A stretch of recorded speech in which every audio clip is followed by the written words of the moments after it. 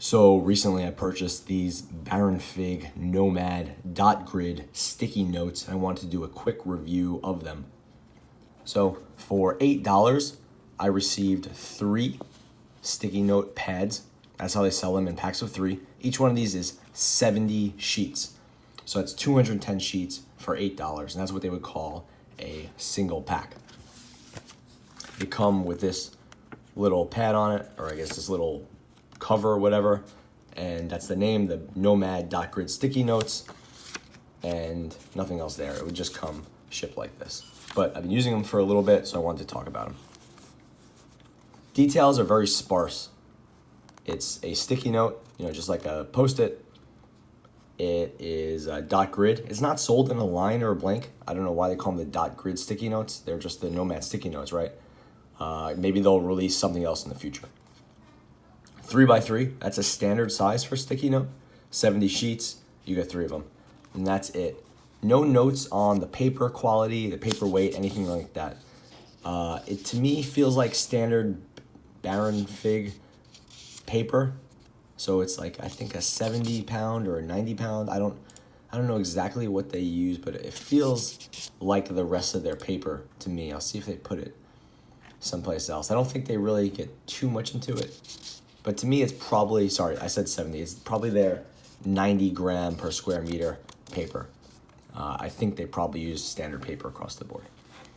So what do you get over a normal sticky note? So it's white, or maybe a little bit off-white, not yellow. It has the grid. It's a single side adhesive. Some sticky notes use a 2-side adhesive, so you could put them in a dispenser. It is blank on the back, and it has rounded corners instead of squared off corners. What's interesting about it is a few things. One, it's a little bit smaller than this yellow note, even though they would both technically be 3x3. So if each of these is 1/2 inch, you have 1, 2, 3 inches. So this is actually a little bit smaller than 3x3, which is, I guess they cut it down to maybe square off. So when they went with the rounded corners, maybe they cut it down. I don't know, but it is a fraction smaller than 3x3. If you use this, you'll see, again, 1, 2, 3. That is a true 3x3. I don't think it would be a huge lift to make a perfectly square 3x3 pad, but again, maybe they just cleaned up the corners, and the fact you lost a millimeter or two is not really a big deal.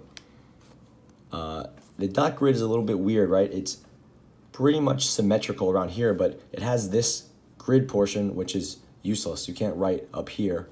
But on the flip side, now you have this down here with a little bit of padding on the bottom, which is helpful. And that is true whether it has in any orientation. But now when you turn it, you don't know where the section you're supposed to write on. Usually you would want to write with the adhesive at the top. There's no indicator of where the adhesive is. Again, to be fair, with a Post-it note, there isn't either. But again, this is supposed to be an upgrade. So I would have liked to see some sort of visual cue, even if they just ditched this line where it's useless, obviously. It would have been a very subtle indication of which orientation the paper is in. Again, nothing like that. Again, the backing is cool, gives you a little bit of information. The backs are blank, but you don't really write on the back of a sticky note, so it's no big deal. On the adhesive side, you have, I don't know, what's that, maybe 20% adhesive coverage, which is, I think, pretty standard. I think it's about the same on the Post-it note. I did some testing on this earlier just to get the level of tackiness between the two. That's not something that's very easy for me to test scientifically. But testing with my finger, the Post-it note definitely feels stickier. And these aren't the super notes, these are normal Post-it notes. So they definitely feel stickier. So I think this is good for just general usage. But if you want to use it more like a sticker, like say to cover up the monitor, cover up the camera on your laptop if you're into that sort of thing, or covering up an LED at a hotel room overnight, then the real sticky note is better. The Baron Fig just doesn't have the adhesive level. The one thing I will say is that less adhesive It is enough adhesive. It is sufficient to get the job done. And it will also be better for sensitive applications. You want less adhesive so it picks up less garbage in your pocket. And you want less adhesive so that if you're putting on your computer monitor or something sensitive, you have less adhesive to get like gunk up whatever it's touching. Did a quick writing test a few minutes ago just to go through and show the paper quality. The paper quality is definitely better than a Post-it note. It feels good. It's nice paper and it's fountain pen friendly.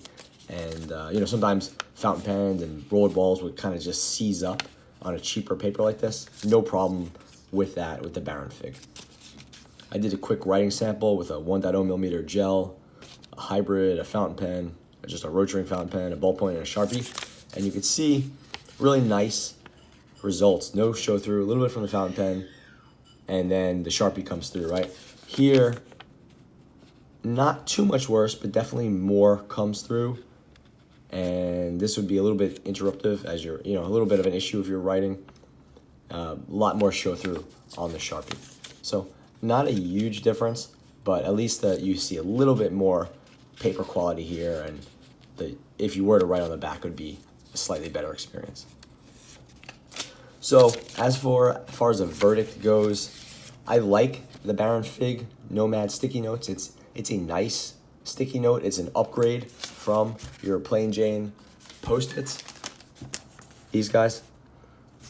It is an upgrade, but considering that these things are hard to find, you'd only get them from Baron Fig, and they're not super cheap. They're not crazily expensive, but they're not super cheap. I don't know that this is something I'm going to regularly order. It was definitely fun for one time, and I don't feel like I got ripped off or anything like that. It was worth $8. Plus I got free shipping, which I bought, I bought a notepad and some other stuff, or notebook from them. So it wasn't like I had to pay for shipping technically, but I don't really see re-upping on this. I just don't see the need for a high-end Post-it note. When I'm doing it, I'm writing, I just jot my note down, then I throw it in my pocket, I forget about it. An hour later, 2 hours later, I throw it out. That's the life cycle. I'm not trying to save these things for archival purposes or anything like that. So that's just how I work though. So nice work.